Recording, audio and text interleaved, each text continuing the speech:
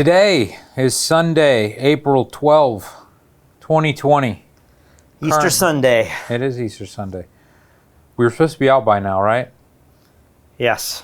That's not happening. I think last night, in fact, here in Puerto Rico, we've now been extended until, was it May 3rd? Still have rules about walking outside. They've lightened up the curfew, though, I think. They started doing 7 p.m., which is really difficult to get food because the sun hadn't even completely set. So if you like to eat late, like I kind of do, Yeah. you have to order food by 6 and then get out there by 6:30 to pick the food up. And then, you get to eat at a nice time of day. Yeah. But many times I want to order food at 7 or 8. So now it's, I think, 9 o'clock again. All right. Well, let me say these numbers real quick. 1.8 million total cases in the world. Deaths, 113,000.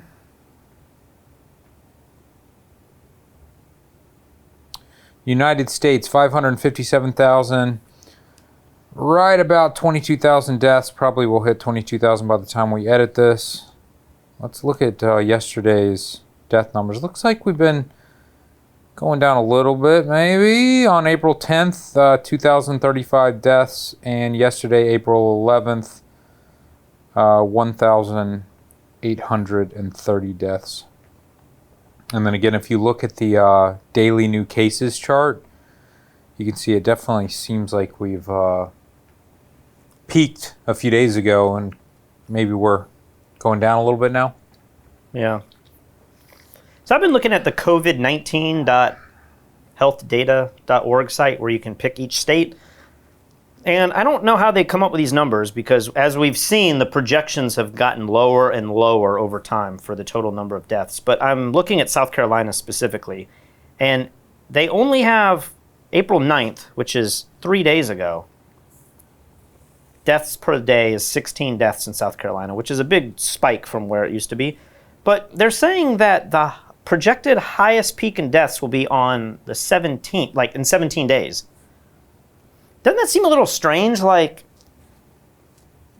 South Carolina finally ordered a mandatory lockdown a week ago, but many people have been self-quarantining and social distancing to some degree before then.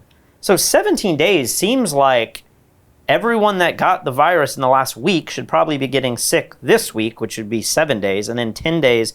I mean, is it taking 10 days for people to go from being sick to then dying, or is it once you're sick and showing symptoms, it happens relatively quickly?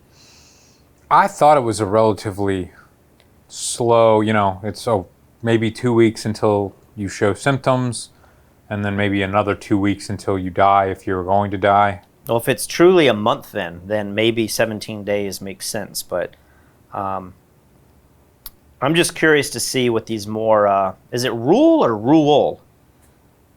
I think I'm from the South. I've always said rural areas. But people say I say that word funny. So say it again. Rural? Rural? I say rural. Rural. So I'm curious to see how these more secluded states that don't have these dense populations are affected. Obviously, we hope for the best. But at the same time, I could see the numbers in places like South Carolina and Alabama and Utah and Colorado. What about Puerto Rico? Well, I mean, Puerto Rico feels like it could be really low numbers too, just because it's so difficult to get here, and we're not piled on top of each other like you would be in New York. But if you look at the death numbers in Puerto Rico, I mean, it's not a ton. I think it might be right under 50. Let me look it up real quick. Also, look at how many tests per million on the slider there, because maybe we're just not testing a whole lot. So, total number of deaths in Puerto Rico is currently 44. But when you start looking at other states, I mean, obviously, I would say more than half have significantly more deaths than us, but there's a lot of states that have very few. I mean, South Dakota has 6, Wyoming has 0. So there's a lot of states with very few deaths and also very few cases. One thing I was thinking about, because yesterday I believe we talked about some of the articles that are coming out saying that places like California might have been hit many months before, like a few months before. Yeah. You were speculating that maybe you got coronavirus around New Year's. We had other people in Jacksonville in the comments say that they got sick. And the one reason that I don't think everyone got coronavirus, that doesn't make any sense, is that if we all got coronavirus back then, wouldn't they have become flooded with people that need to be on ventilators? And we would be seeing what's happening in New York City in other towns. That's kind of the argument against this outbreak happening at an earlier timeline, right? I have to imagine that there are outbreaks that are slower in more spread out areas. So, But you would think that it would happen in a dense city that has an airport, right? Like, Montgomery, Alabama is not going to have a major outbreak if Los Angeles isn't already having that outbreak too, right? That seems impossible to... I don't know if that's true. Are people from Wuhan traveling to Montgomery, Alabama and not... I don't know that it has to be a guy from Wuhan. It could be any person who caught it in Italy or Switzerland. My point is, though, are people in Italy and Germany flying to Utah? Maybe Salt Lake City is a big enough airport, but pick another Iowa, Are they flying into these smaller populated areas where they're not infecting large populations? I don't know. I think you're thinking about this like it's just this one person has the virus and he's carrying it around the world. I don't think it's like that. I think a guy from Wuhan met up with a guy in Italy. Somebody was visiting Italy from the United States. They went back home through Atlanta while they were on the same airplane. They were on a plane with somebody who lived in a really small town, and that person went back to their small town and went to a jiu-jitsu gym and gave it to their whole gym or whatever, and could be spreading it much more quickly than whoever got it initially. I think it all comes down to how many people do you have physical contact with, or proximity contact. There's probably a name for this, but I would imagine if you're on an international flight, the people in your immediate area on that plane are all going to be from bigger cities. I mean, everyone could be from some small town, but you would just... It's like New York. You're seeing New York City getting hit hard, and now it's starting to slowly spread out from New York. But you're saying it could have started outside of New York City and come into the city. I don't, it's like the people who say they don't believe in evolution because they're still monkeys. It's like, no, evolution was happening at the same time. Like, monkeys are evolving and people are evolving at the exact same time. So you keep making these points that, like, where did it come from? And I'm like, it's everywhere. It doesn't... That would make sense if we had these bats all over the world and people were having the jump from bat to human at all these different places, but that's not what we think happened. We think that jump from bat happened, or, an intermediate animal happened in one place, and they're saying it's a wet market. Whether or not that's exactly where it happened or not, you would suspect that it would all branch out from one place. It's not just going to come out of... Yes, I agree. It branched out from one place initially. But once a few thousand people have it, I just imagine it could spread so fast.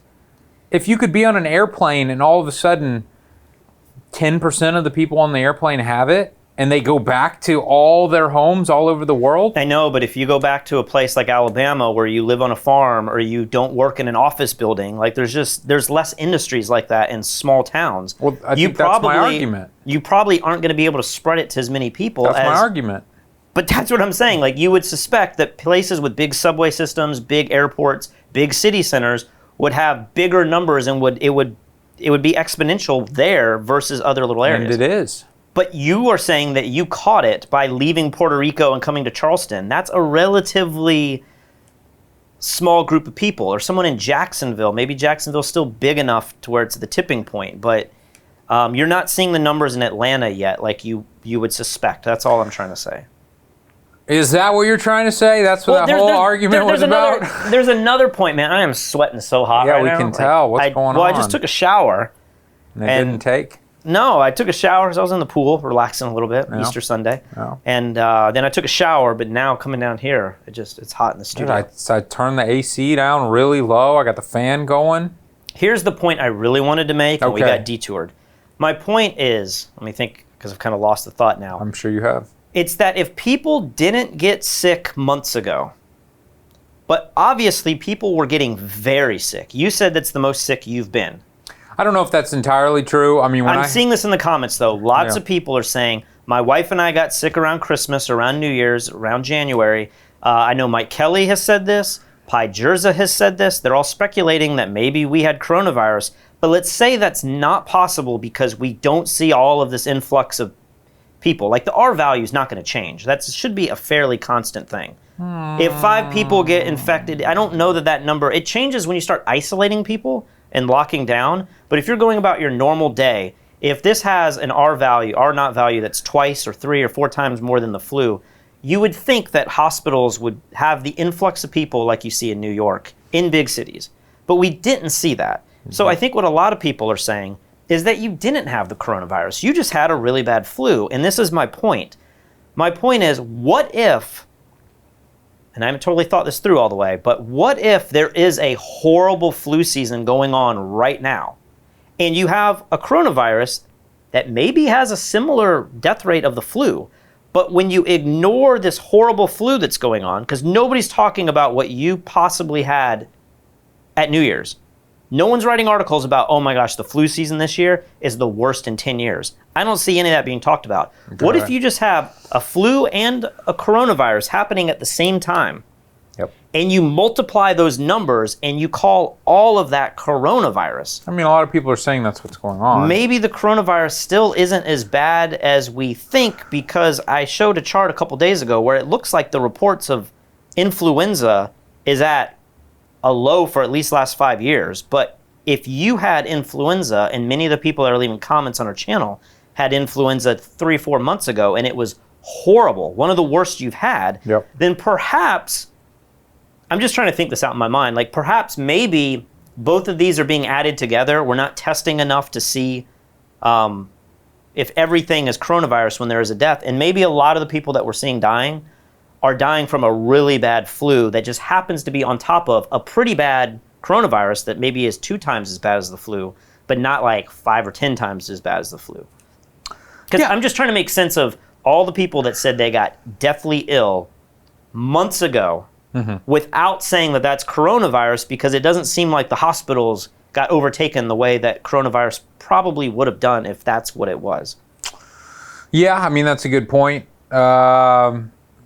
We have heard from a lot of people, including my parents, that said your parents think they were so sick in January after traveling. And they were where? Like Israel? They were in Israel. But again, it's like, I believe Israel might have a relatively big outbreak, but I don't think that matters. I think it just matters where you're connecting and who's on the airplane with you. If an Italian person from, a really infected city is on the plane, that's worse than hanging out in Israel or whatever. So yeah, that could potentially happen. But one point that I wanted to make, you've said yesterday and today that, Atlanta has one of the biggest airports. Is it the biggest airport in the world? It's the biggest airport in the world. Yet we haven't seen a massive outbreak in Atlanta. And maybe it's happening. Maybe like it is there and it's just, but they suspect Georgia was one of the first states that did have a lot of deaths when we started seeing just a few states. I don't know where Georgia is at this very moment.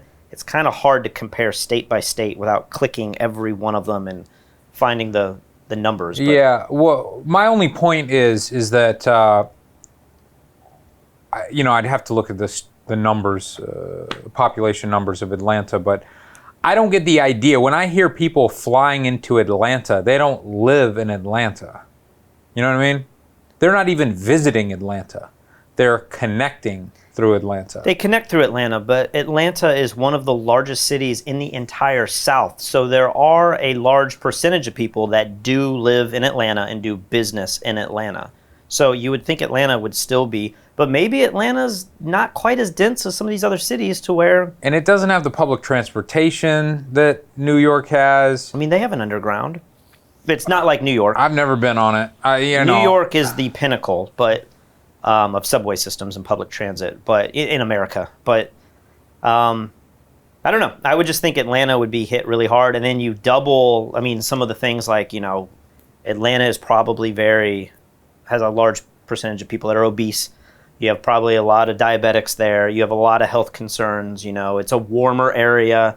is warmer bad now? I've been hearing for the last month that warmer is good, and warmer air means that particles out of your mouth could... That's the idea, is there's more humidity. Maybe that's what Atlanta has going for it, that you breathe out stuff and it hits more particles because the air is more dense and it would fall to the ground. I don't know. I feel like, though, if it's warmer, it seems like you're out doing more things, traveling and like going out, which would allow you to spread it. But the idea typically with the flu is that because you're all housed inside, you infect everyone in your house more. But I don't know if there's... One thing I need to say, because I misspoke yesterday, and it wasn't like my ignorance, it was just my inability to talk correctly live. It's a lot harder to say things when you're sitting in a chair and you're trying to get a bunch out. Is I said that Chicago is in Michigan, and people are really offended about that, when clearly Chicago is in Illinois. Whatever, you didn't know that. And Detroit is in Michigan. You just learned that. Yeah, because I've never been to these states. It's just, I just misspoke. It's like saying, Atlanta is in South Carolina. Like, obviously, I know that not to be true, but I just wanted to say that because so many people were upset with me yesterday. We had a lot of problems yesterday. So the comments were all over the place yesterday. Yeah, why don't you talk about some of the problems? The first problem, I still need to double check. I'm pretty sure it's my fault. There was like at 14 minutes on the video yesterday, it just goes black for 20 seconds or something. Was there supposed to be like a news story there, or did something get cut out? Maybe I was supposed to put a news story there. I don't know what I did. I'd need to go back and check. But I was like, ugh. I was already in bed when you texted me that there was a problem. But then, I kept waiting hour after hour, and the video never went from 360p to 4K. And I double-checked it this morning. It's a 4K file. That's what I uploaded to YouTube.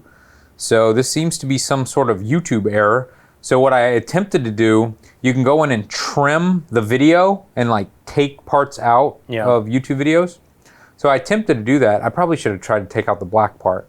I wasn't smart enough to do that. But I just tried to take out like 6 seconds at the beginning so that it would reprocess the video. And I thought that would maybe make it 4K. And did it ever tell you that? It never even took out, like it said it was going to do it, and then it didn't do it. So I don't know what's going on with maybe YouTube. After this, you should try to cut out the black part and see if that solves the issue. Part of me is like, doesn't care. Done with that episode, and I'm moving on. I'm focusing on the future, but it's too bad. How bad does that video look on your phone, though? Is it like very obvious? It's not super obvious on your phone, and I would imagine a lot of people, because when I try to watch it on the computer, it's unwatchable on my 4K monitors. It burns my eyes. But it's too bad because, we released the I Saw a Tiger music video. The what? I Saw a Tiger, not I Saw Tiger. I am really disappointed that for the last week, I always thought that song was called I Saw Tiger.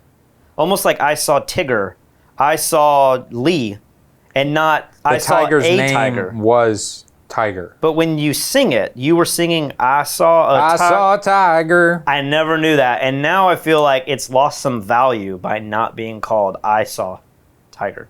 Yeah, I don't know if anybody's dumb enough to have thought the same way as you, but I see what you're saying. Like, it does make the song even dumber. I saw a tiger. Well, now you just said, Yeah, if he said, that seems like... No, I think it's dumber the other way, to say, I saw a tiger, like,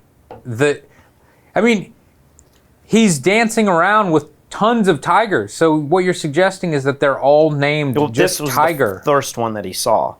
I saw Tiger. The reality is this is the dumbest conversation that we're arguing and discussing the name of this song. This is your fault, man. But anyway, I'm a little bummed out because we spent a decent amount of effort more than we should recording have. And then filming that music video, and then it got released to the world in 360p.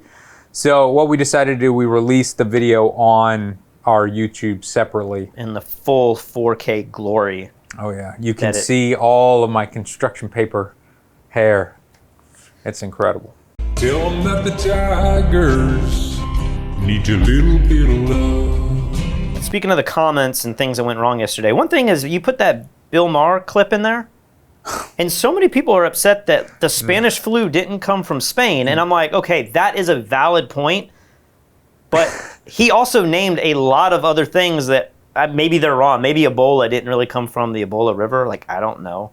But I don't think anybody said that, did they? No, but like there is a chance that something else that he's like Middle East is still a broad area that's not like the Iraqi. Well, the thing is, I cut out maybe half of the things that he said. Oh, so that's why people are upset. It's maybe you just left in Spain, but you cut out all the other. No, there was a lot that I left in there. But yeah, that was the other comment that people loved saying that, actually, did you know? And I'm like, of course we knew. Like, that's what everyone was talking about a week ago when Trump was saying the China virus. Everyone say, well, the Spanish flu didn't come from Spain.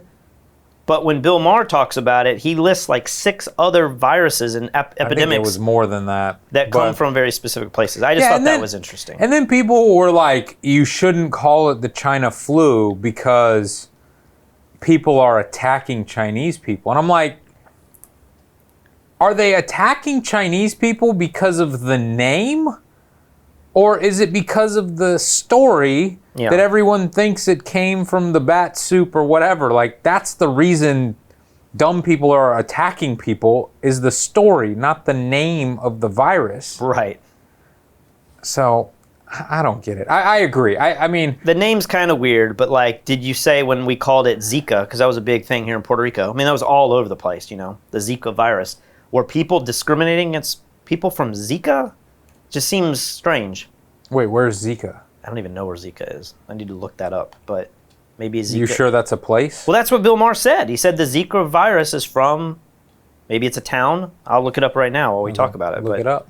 Okay, so Zika is a forest in Uganda, which is actually where one of my buddies lives right now. Not in the forest, but in Uganda.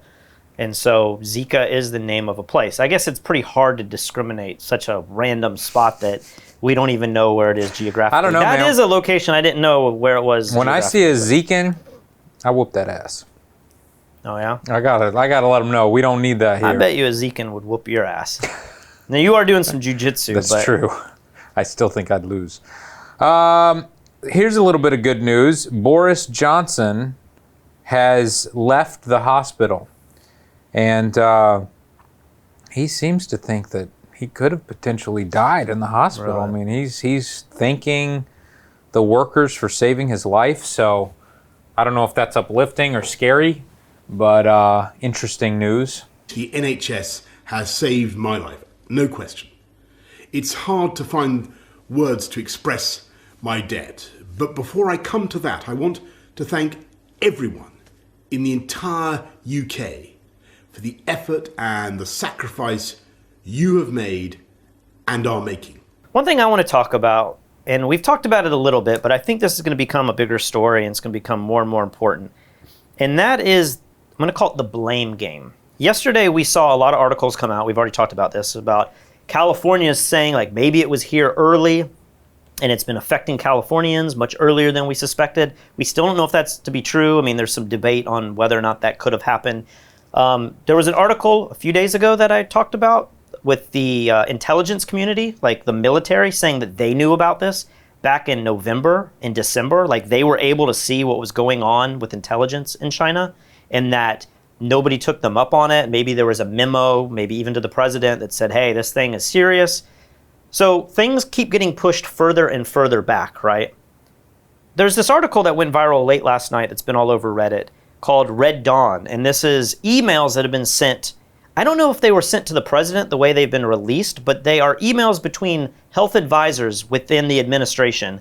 And these emails look pretty damning in the sense that they are saying, oh my gosh, we need to lock down the country now. And then it got to a point where Trump finally did his press conference to the nation when the NBA closed down, and he said, we are going to shut down all flights from Europe, after he had already shut down flights from China.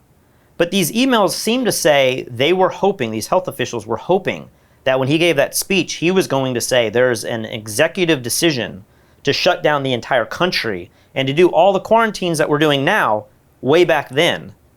And maybe even then that was still too late. It was already in the country, and once the virus is in the country, there was no stopping it. But these emails seem to suggest that the president knew months before that this was a serious thing, and if we really wanted to stop it, we would have to shut down the economy maybe in January, maybe early February, and then when he came out in March All he said was, we're going to close down some airplanes coming in from Europe. And so I guess what I'm thinking is that in the next few months, years maybe, unfortunately, I think we're going to hear about this. I mean, this is going to be like the biggest story. This is going to be like 9/11. In 5 years, I think we're still going to be debating what happened during this outbreak. And I'm already seeing the blame game being spun. Who's to blame? Is it the CDC and is it the World Health Organization for not really telling us how serious this is? It's obviously China to some degree. Everyone feels like China withheld information. But now there's a big push on like, what did the president know, and is he responsible? Did Congress know? The states' rights versus the government. Like, should the president have shut down the country? And what would that narrative have been 3 months ago? Would people have gone along with that? It's easy now to be like, the president should have done that. Of course. But I could see people who oppose the president being like, there's no way we're shutting down our country when there's no threat that they knew of. I mean, have we even shut down right now? Can't we get flights out of the country right now? This is the debate right now. Is a lot of people are saying the president should be doing this. But other people are saying it's the states' rights that should be doing this. But there's a debate on who actually should be the one. Wait, is that true? A state can ban flights from coming in? I thought people would. No, the flights are the FAA. Because here in Puerto Rico, they want to ban flights. But they're saying that'll never happen because no matter how much the governor wants that, the FAA has regulation over the flights here in America. But you've been seeing Cuomo fighting Blasio on who is the one that's closing down schools. They were bickering a day or two ago. Okay. And it's like, the governor has the ability to shut down the schools in the state, not the mayor of a town. Who does have control over New York City schools? News 4's government affairs reporter Melissa Russo breaks down the power play and who's in charge. Advisors to Mayor Bill de Blasio say they gave Governor Andrew Cuomo a heads up before making the announcement. That the New York City public schools will remain closed for the remainder of this school year. They say they never saw the controversy coming. The worst mistake we could make is to take our foot off the gas. But in a flash, Governor Andrew Cuomo slammed the brakes on de Blasio's decision. There has been no decision. That's the mayor's opinion. I value it. It is my legal authority in this situation. Just the latest example of the governor schooling the mayor on who's in charge, and the mixed messages left parents feeling frustrated. I'm disappointed to have them at odds with each other when they need to be working in concert. So there's just all this blame game of who has power, who's capable of making these decisions. Some people have wanted to see Trump do more, but if Trump did do more, I could also see a lot of people being upset that like this is an abuse of power. You know what I mean? And so I think for the next election cycle, at least people are going to say Trump screwed us over by allowing this to become an issue in America when he had information beforehand. You watch. The next 4 months, this is going to be the story. And I was talking to some people, and they were saying, like, they're going to try to impeach Trump again. Oh, my gosh. Over this. And I was thinking, well, is this really illegal? Like, is this a constitutional crisis where he could be impeached over it? But if Trump were to win, and I'm just speculating, if he were to win, I'm fearful that for the next 2 years, all we're going to hear about is how Trump did not prevent this virus in the United States, which might be warranted. That might be a true narrative. But oh boy, we're not going to hear the end of this. This is going to be like, if you thought 9/11 conspiracies were bad, I am scared that this is what Americans are going to be debating for years to come. I just think it's such a waste of time, man. That's so stupid. Is it though? I mean, should we not know who to hold accountable for this? I don't know. In hindsight, of course. That's a reasonable way to look at it, but we don't live in a world where it's hindsight. We look in a world where, you know, I mean, look at everybody going back to the Iraqi war and saying, like, who voted yes and who voted no? And you're like, I mean, did any of us know really the truth back then? Do we know the truth today? There's still people that debate one way or another. Yeah, I mean, that's certainly a good point, but I don't know. Your argument seems like, and I don't mean to cut you off, but you do mean to cut me off. Could we have even stopped the virus if we had done all of those things? It seems like you're saying it's popping up everywhere, that there's no way we could. Well, you know, I think maybe what Trump could have done, and he would have become the laughingstock of the world, at least for a while, is he could have said, all right, if you're going to travel, like on a plane or on a bus or in a subway, you have to wear gloves and a mask. It's the law. Like, you have to do it. And I can't see Americans going for that. Exactly. Everyone would have been like, this guy's crazy. I mean, Trump's that. gotten a lot of crap over the years for like trying to screen people from certain countries where there's like terrorism coming from. The shithole countries. The act is in direct response to President Trump's upcoming expansion of the travel ban. So we have a very strong travel ban, and we'll be adding a few countries to it. We have to be safe. Our country has to be safe. Multiple reports said new restrictions could be imposed on travelers and immigrants from 7 countries: Belarus, Eritrea, Kyrgyzstan, Myanmar, Nigeria, Sudan, and Tanzania. But unnamed officials told Politico that list was subject to change. President Trump said the expansion will be announced soon. That is just a tip of an iceberg. If you even thought that policy could be true, that is nothing compared to what they are suggesting we should have done 3 months ago. Yeah. And could we be a place like Singapore or New Zealand or South Korea where you shut down a place geographically the size of America? I don't think that's a possibility, but that's what these emails are suggesting that we should have done. Well, sure. Again, in hindsight, that's fine. That's great. But then what? What do you do when, 9 months passes, 18 months passes, there's no vaccine, the rest of the world has it, somehow you've shut the United States off from the world. You've saved the lives. Or you've postponed saving the lives. That's what I keep worrying about. So I don't know, but part of the reason that why we're doing this video series is it's going to be so interesting to go back and listen to our thoughts and our opinions and the opinions of the people in the press and the celebrities and all the influencers and stuff that we're putting clips from in the video. It's so easy. We have such short-term memories, and we think like, oh man, 3 months ago, if Trump had just shut down the country, he wouldn't have killed all these people or whatever. But look back a few months ago when he said he was cutting off flights from China and Europe, and everyone was calling him a racist. Pompeo, the Secretary of State, seems to be to have carte blanche to do whatever he wants. He's not consulting other agencies before acting.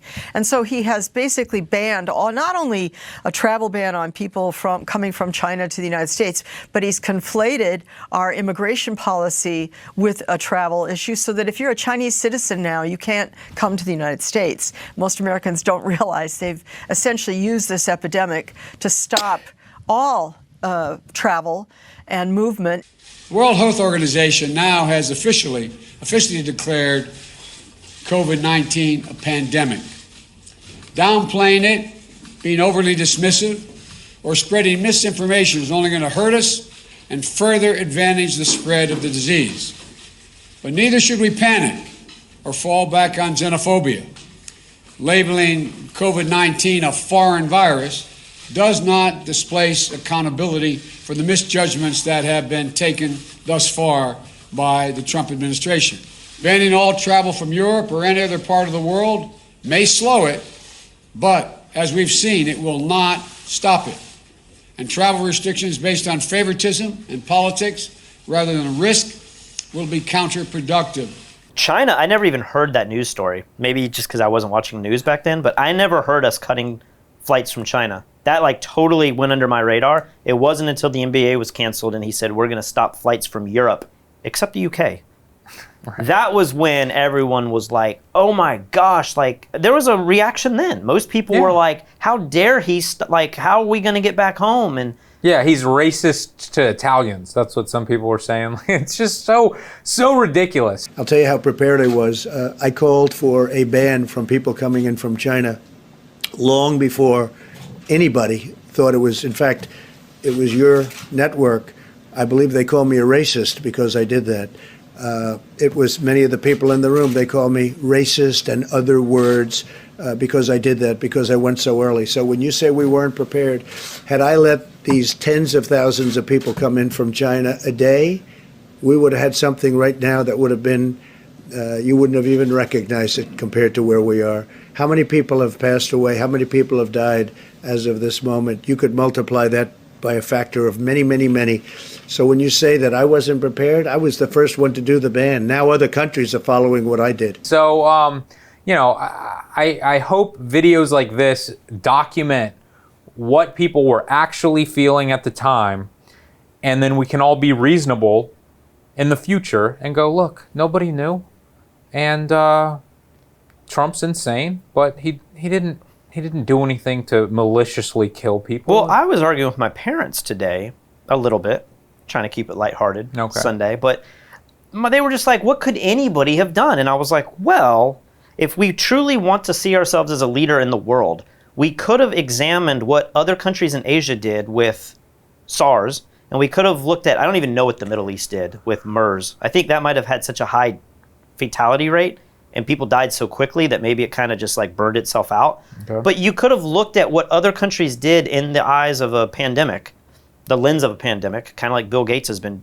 saying for years. And we could have said, and maybe this is where these arguments come in, that we could have put something in place, and maybe Obama did that, and then Trump defunded it. You know, like there's some other story going on there. But we could have said, we have a protocol that if this ever were to happen, we could have built that 10, 15 years ago, and that would have been the safety net. But it feels like America, and many other European countries too, did not do that at all because SARS never really affected us the way that it affected Asia. Yeah, that's certainly true. But again, I'm not exactly sure what the safety net should be. Maybe we need more gloves and masks. That's it, right?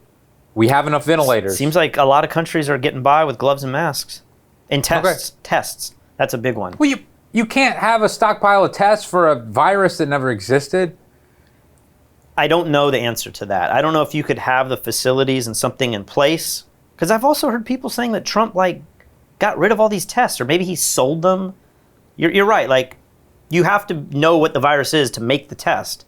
Yeah. But I've heard things in the news about us selling tests to China or something being defunded there. I don't quite know what happened. Well, somebody was telling me that they were really mad at Trump because the WHO, before this was ever a big deal, offered us tests and Trump turned it down. Yeah. Because Trump wanted to offer the deal to one of his friends' companies or something. I don't know if any of this is true. But the point is tests, masks, gloves, facilities, hospitals that could prepare for this, you know, like the ventilators, it does seem crazy. I don't know how much ventilators are pretty expensive. I don't know how much. $10,000 or $20,000 each. Let's look it up. But if you had stuff in supply, like, it wouldn't be bad to have that for a rainy day. Now, maybe you go down the road of saying, well, should we have pacemakers? Like, it never ends. Like, how many supplies could you have ready to deploy nationally? It would become overwhelming at some point. But I see the argument that we should have learned from other countries and put something in place 10 or 15 years ago. And no president has done that. Like, maybe some have done more than others, but it doesn't seem like America was really prepared either way.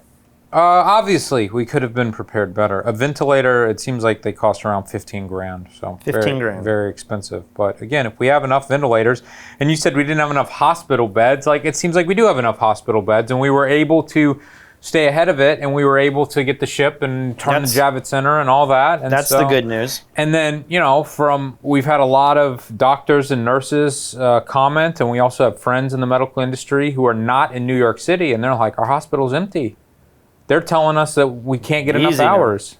I mean, I am not denying the virus. I'm just saying in places that it's not a huge outbreak. I mean, we have a friend in D.C., and he just keeps saying he's preparing.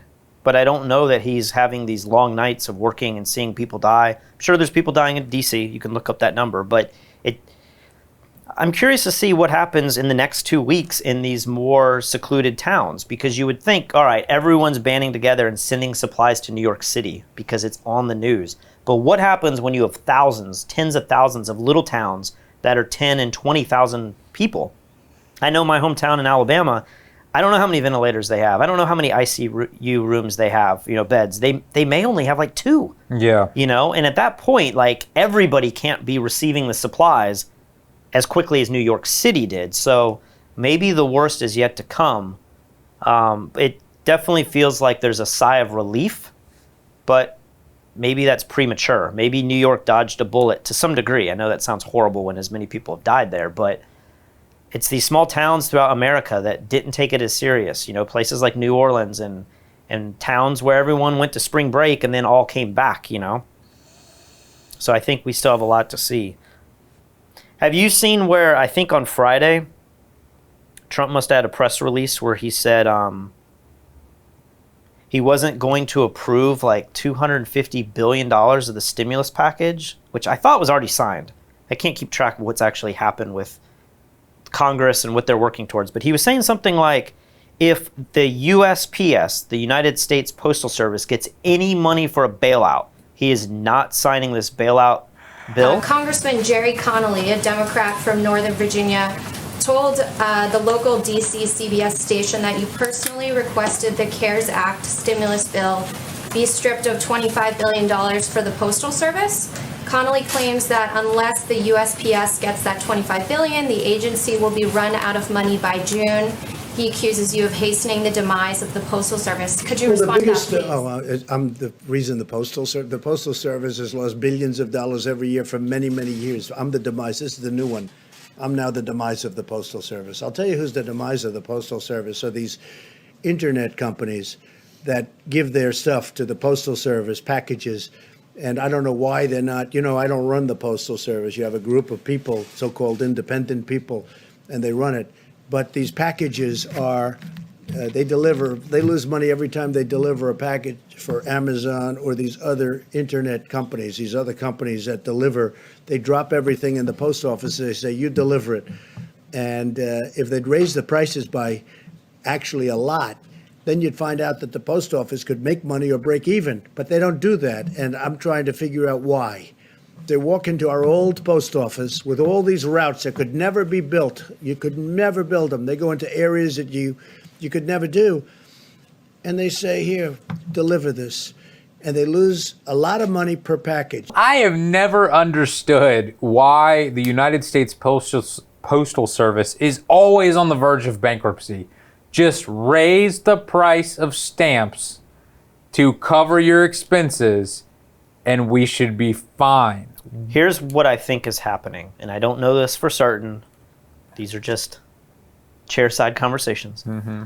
I think the post office makes the most amount of money on like first class mail, like simple letters and stuff. Okay. And I think that is so far down since the invention of email that even if you made a stamp $3, I don't know that there's enough demand for the stamps. I'm not talking about letter stamps. I'm talking about all stamps. Like you ship an Amazon package, just charge $1 more. So the reason I brought this up is that people are saying the USPS may get defunded, but we still have UPS and we still have FedEx, and then you have other carriers and stuff. So everyone will just buy through Amazon, it'll be fine. But USPS is the carrier that finishes the final step of those shipments. So I think Amazon now has drivers, but if you send stuff off, many cases it's USPS, the delivery guy.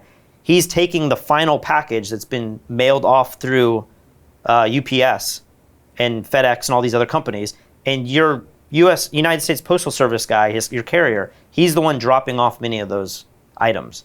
Now I know FedEx still has a truck that drops off stuff, but the argument is that I think the stamps and the package that you're buying, is that being paid to UPS and FedEx primarily, and maybe the United States Postal Service takes a small percentage of that printed off label? I have never understood this. I mean, I remember this being an issue 10 years ago. People were always talking about the USPS is going bankrupt. So I don't understand it. If a private company is capable of coming in and doing a better job for a cheaper price, then fine. Maybe we don't need the federal government to be doing that anymore.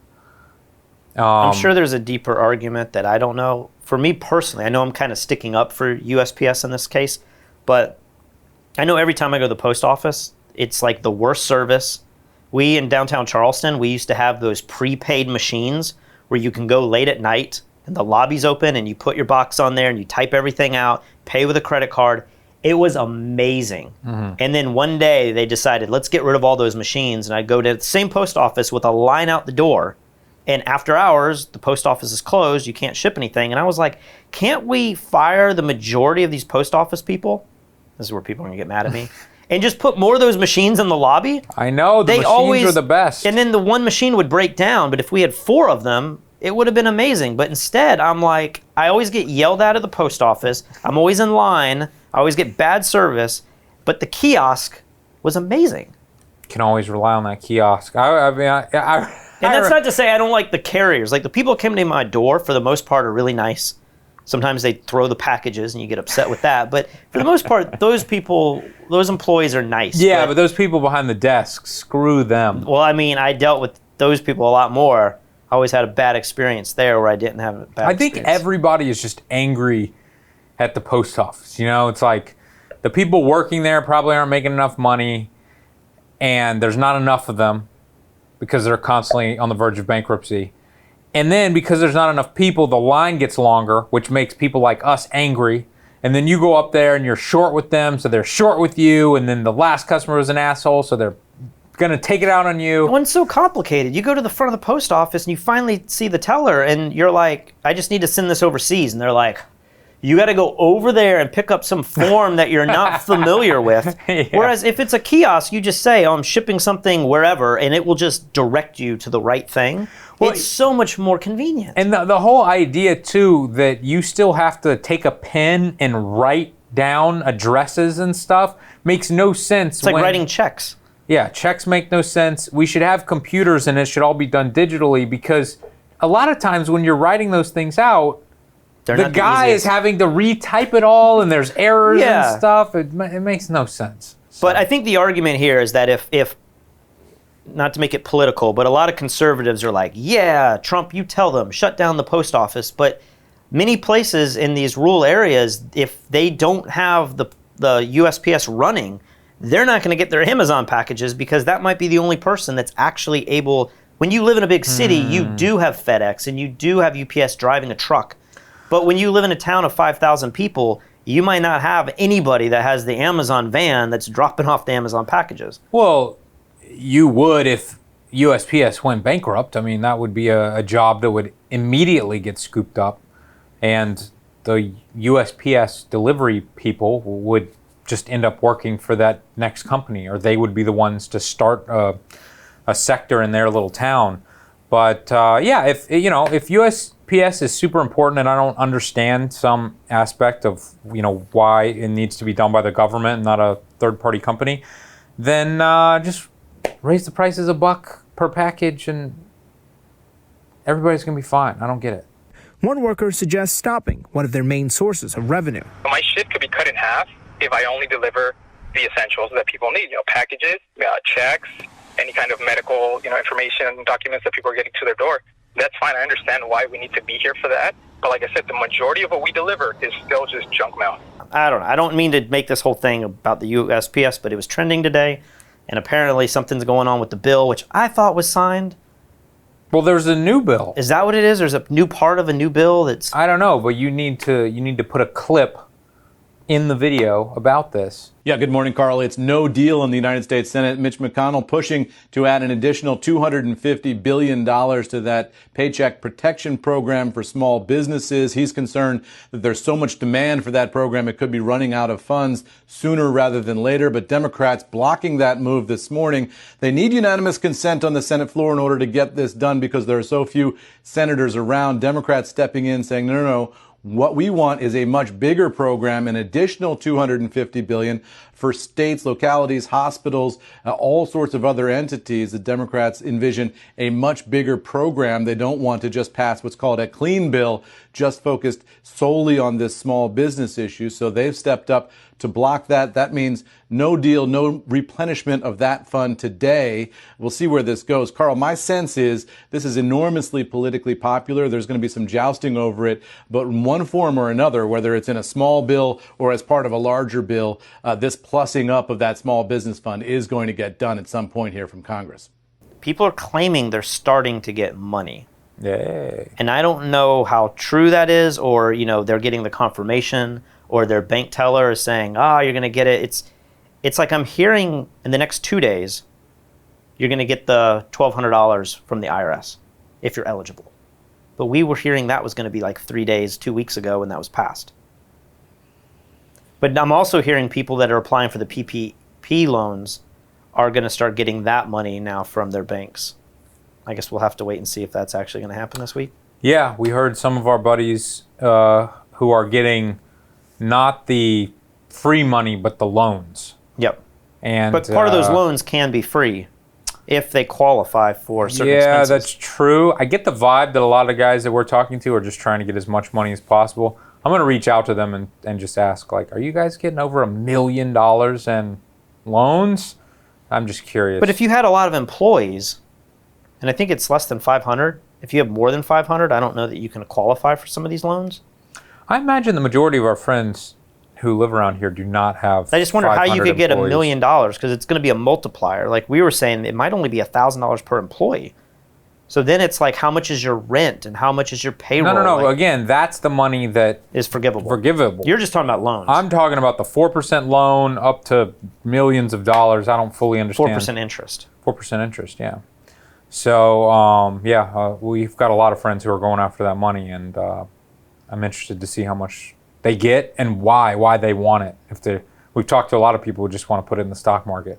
So you've seen all the graphs. We keep talking about the graphs that compare the Great Depression with where we are now. Yeah. And they're saying, like, man, I think quarterly reports are coming out. I know Pi Jerza and Monty Isom both mentioned that. I think the quarterly reports are starting to come out this week for some companies, but it's funny though that would mean anything at all, because we know the quarterly reports are going to be horrible. I would think something like the unemployment numbers would be worse. Yeah, because they're so shocking. People expected 3 million and then it's 7 million or whatever. But that's not even shocking to me. I'm expecting like half of people are not employed. Well, and maybe they're just staying afloat because of this stimulus. They're not fired yet, but they will be, right? So something else that I was reading on Reddit maybe last night, somebody had these statistics from some bank, and they were saying the amount of people that are not paying their mortgage is so high right now. And maybe these people aren't even doing it by the books.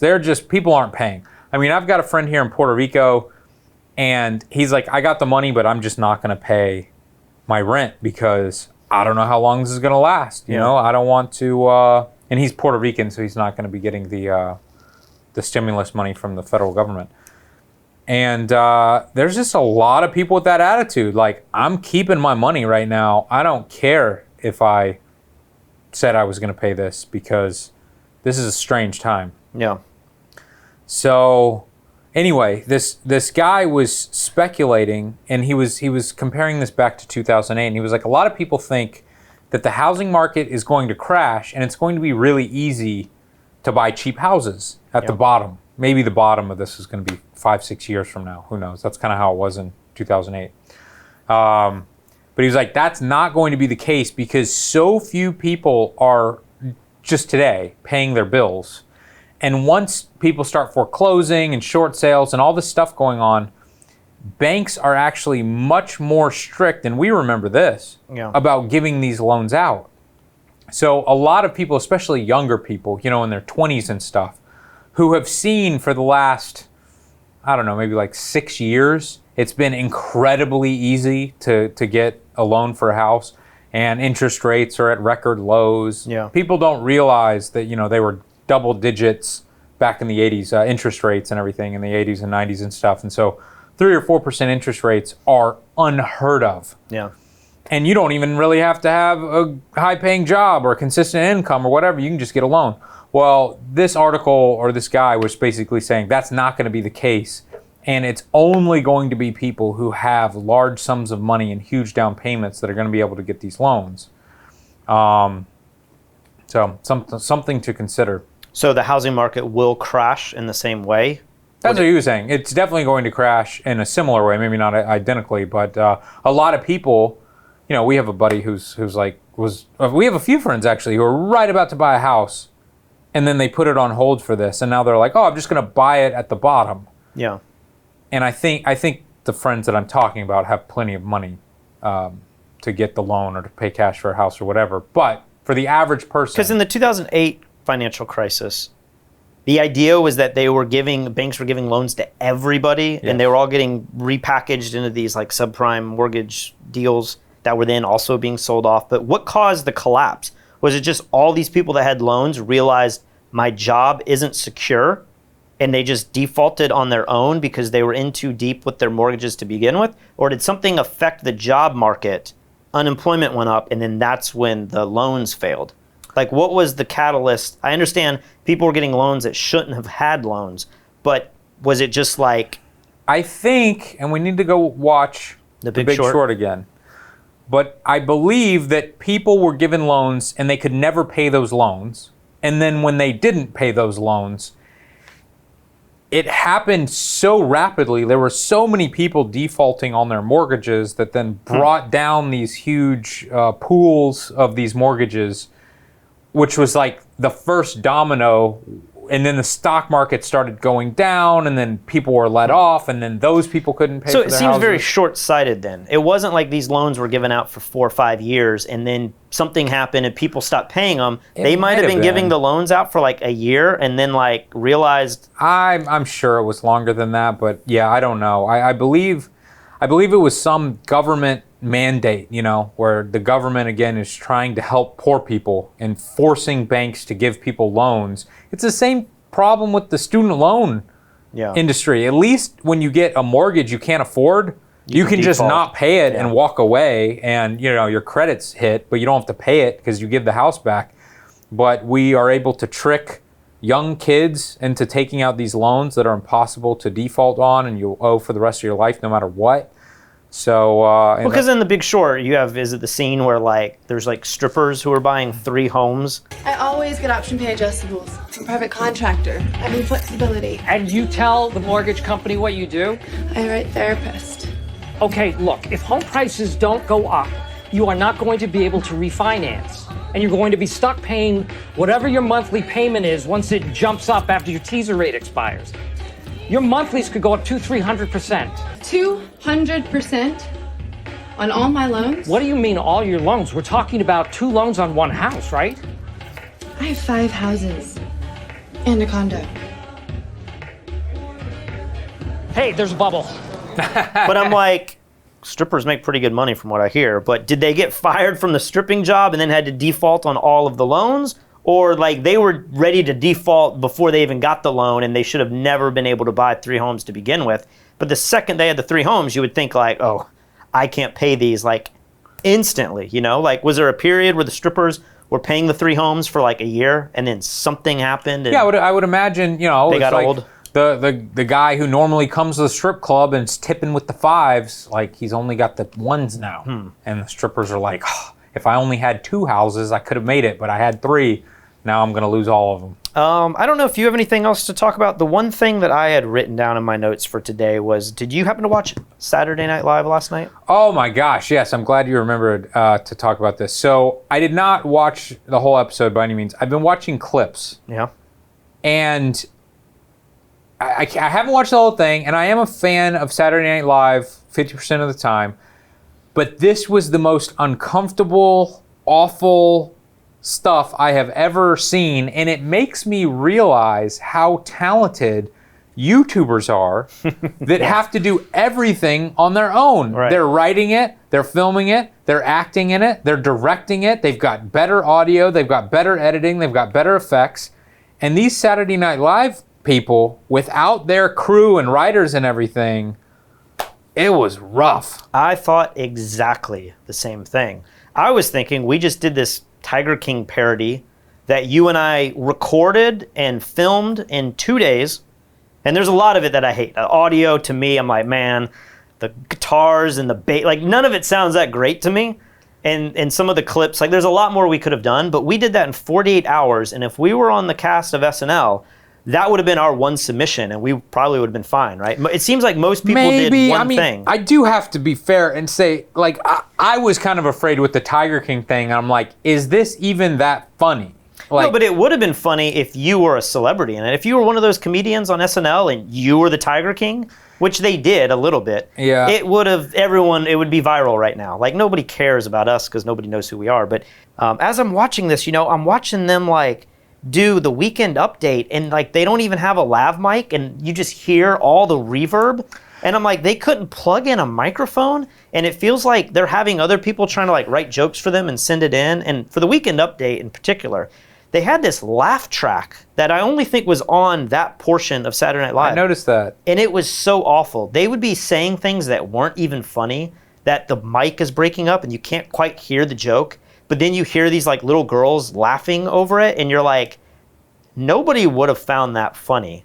The punchline is coming, you know, and I just felt like it was really strange. Yeah, I don't understand the whole bad audio thing. What exactly is your advice? Because it seems to change every 24 hours. That's a nasty question. You're very nasty. All along, I've always said it was a giant hoax that we should take very seriously, even though it was invented by the Democrats. Impeach me, part 2. So everyone needs to wash their hands or not. I was wondering, where are you getting most of your advice for this? We have to listen to the experts on this one. Me, Hannity, Jared Kushner, and Mike Lindell from My Pillow. And I don't understand the bad video thing. I mean, it's weird that we in Puerto Rico have one of the best produced shows. Like if you compare this, except for yesterday's, it was 360p. Yeah. It still looked better. I mean, if you look at when we have guests here, we do a really good job of trying to get good audio and like trying to make sure it's high quality. And you'll hear these people call into the news or Saturday Night Live, and they've had a week to produce it, and it's awful sounding. I know. I'm watching Jimmy Fallon. I'm watching Jimmy Kimmel. I'm watching Ellen. All of these shows are being done from people's homes. And it really looks like it's just being filmed with an iPhone, but we have the technology. Everyone has DSLRs, and all of these people, Jimmy Fallon has to have a team of people who could deliver a brand new camera and microphone with gloves on. You know, they could disinfect it before if there was he anyone that touches could get it. access to that, it would be. It doesn't make any sense to me. At the very least, just put a phone on the desk next to you and record audio closer to your mouth than the camera. Yeah. Why isn't anyone doing this? And then to see the cast of Saturday Night Live doing that too, it just felt really weird. Yeah. Well, and they also, one thing I found really funny with Saturday Night Live was they had a section that was totally making fun of the Masterclass series.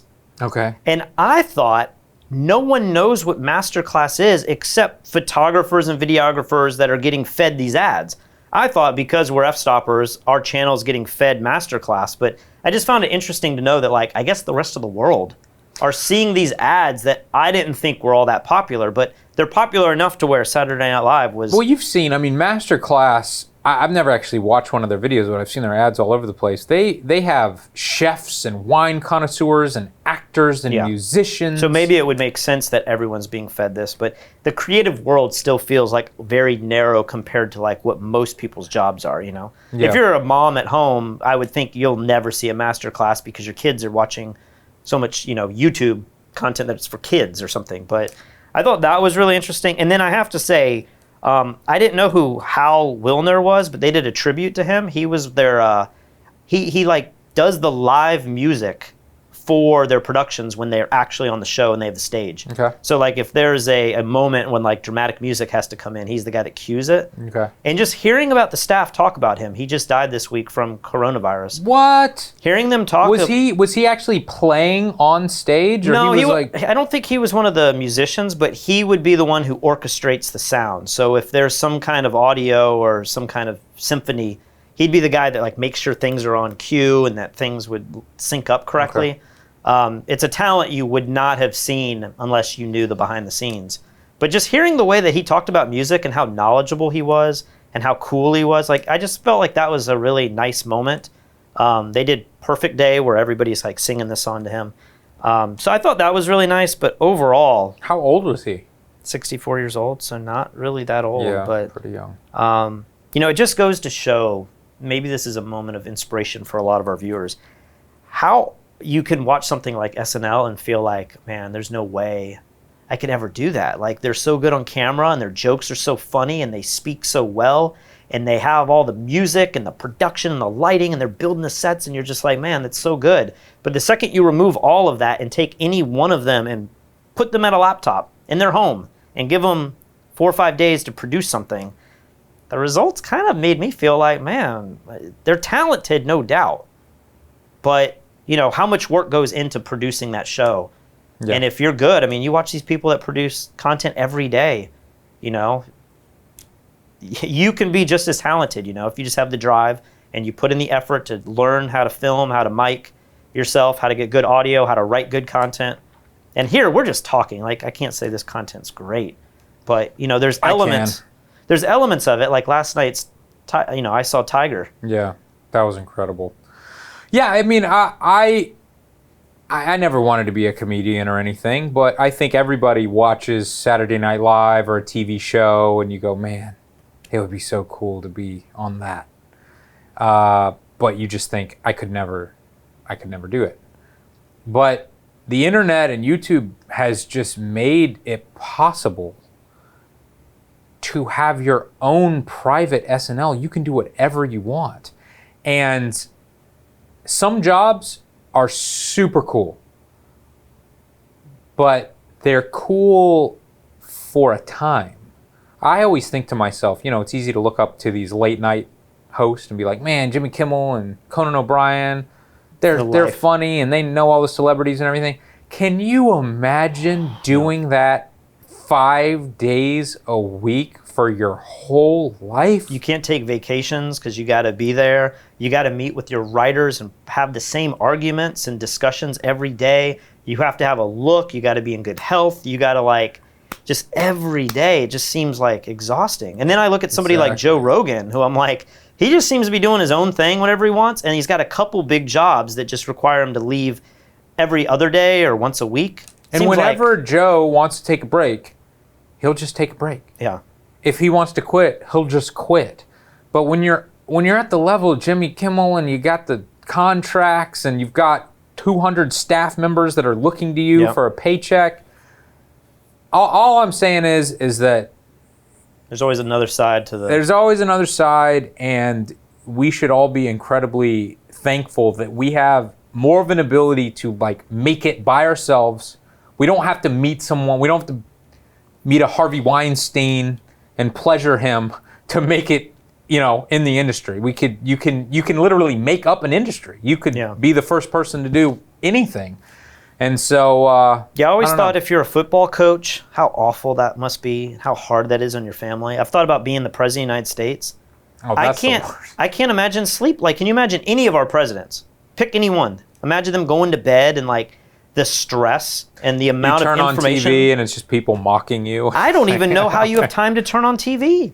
Like, it just feels like you must be like making decisions and having to consume and understand so much, having so many advisors. Like, it just feels like you have endless streams coming at you. And I'm like, I feel very stressed in this state being quarantined and trying to take information on our own terms. I can't imagine being fed all that by the highest level, and you have to present it well. I mean, obviously we found out you don't have to present it back very well, but for the most part, most presidents get up there and they sell the American public in a very knowledgeable way. And man, that's not a job I would want at all, but you're right. There's a lot of other jobs that you would think would be amazing, but when you look at how many people are involved, it would be very difficult. So I think people should stop looking to like individual jobs that they want and instead think of how to get the freedom that they want. But that includes the jobs, you know? And in a way, I mean, we've kind of locked ourselves into making these videos every day, and this may be the most we have ever worked. Making these videos every single day. So many people reach out to us and they're just like, well, you guys are not doing anything. And I'm like, not doing anything. I feel like it's not the most refined content, but like we are making stuff more every day now. Yeah. And it's not monetized the best. It's not the most exciting. It's not the most creative. But in terms of like, I feel like I'm super busy. Yeah, and even, you know, I would never say I'm super busy compared to, you know, like a 9 to 5 people with a normal job. But my point is that we still own this and we can stop whenever we want, but we have chosen to do this series, and at least in this moment, it's what I look forward to every day. If I didn't have to make this every day, I think I'd be going more crazy than I am. Those bags of Cheetos would be eaten twice as quickly. That's exactly right. So you know, it's cool to build your own thing, work on your own thing, and have the freedom to do what you want. And I think that's what people should kind of look towards, rather than holding these celebrities on this pedestal that it's probably not as good as you think. And it's fun to read the comments because, I mean, there's people all over the world, and they're like, Patrick and Lee are like my friends that I've never met. You know, and it's really kind of strange to think about how many people listen to this. Well, you know, the truth, what's happened, because these don't get that many views. We're still at like 15,000 No, but 15,000, you think of, make a room of 15,000 people, it's a lot of people. It's still so low compared to our normal view count. Yeah. I mean, you know, a normal video might be double or triple that normally. So I think our fans have stuck around, and everyone else is like, what the hell? Why is that photography channel talking about coronavirus and singing tiger songs? Well, I've thought it's a little weird when I don't watch a lot of other photography channels. I don't like have time to do that, and I don't really want to get into that world, but I've looked at a few recently, and I feel like it's a little strange when you're like still reviewing cameras as if like nothing is going on. Yeah. And I can't really figure that out. Like on one hand, I'm like, good for you. But on the other hand, I'm just like, it seems really strange, some of the content that is being created. You know, and I'm sure there'll be a point here soon where we'll transition from this show to now like, okay, what are some techniques and what are some things that you could be doing to be creative? I like that there's people out there doing that, but it's just strange when they don't acknowledge Corona at all. And I'm like, yeah, it's good. It's good and bad. You know, a lot of people are like, "Hey, I don't come to YouTube to get down. I come to YouTube to watch fun stuff and be in a better mood and see tech reviews and stuff." It's just we just don't really have anything to review at the moment. Yeah, well, we should come up with something soon. We have a couple of projects we're working on, but Tiger King's taken up most of our time. Yep. All right, I think we should wrap this episode. I get a long one tonight. Yes, you do. If you guys would like to donate to our Patreon for this incredible effort we're putting into making this daily content and that unbelievably beautiful song that we wrote, didn't really write it, but recorded. We made it for you guys, just for you.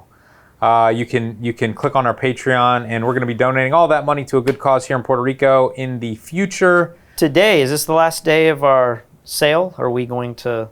I don't know. Guys, maybe there's a chance if you go to fstoppers.com/store, the sale's going to be going on. Maybe not. If not, it's totally your fault. We've told you about it for days, potentially weeks. You had your chance. Now you're going to live in regret forever. Let's get out of here. Smoke coming up in the right direction? Tail off coming in front of the truck. It looks really good in the front. Lay down, there it comes. Tell them that the tigers need a little bit of love. Well, I saw a tiger, now I understand. I saw a tiger saw me.